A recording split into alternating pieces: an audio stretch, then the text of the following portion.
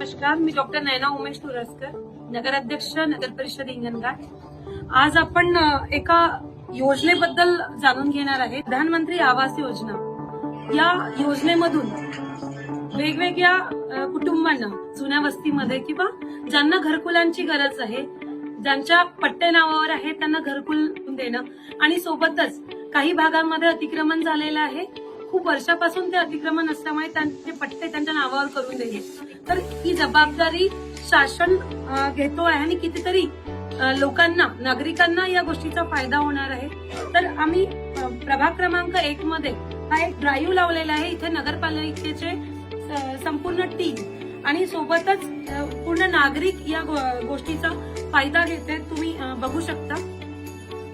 आणि असाच ड्राईव्ह मला प्रत्येक प्रभागामध्ये लावायचा आहे. त्यासाठी सर्व नागरिकांनी आपल्याकडे असलेले कागदपत्र, आपल्या जी प्रधानमंत्री आवास योजना आहे, घरकुल योजना, त्याच्यासाठी तयार ठेवायची आहे. काही लिस्ट आम्ही तुमच्याकडे पाठवू.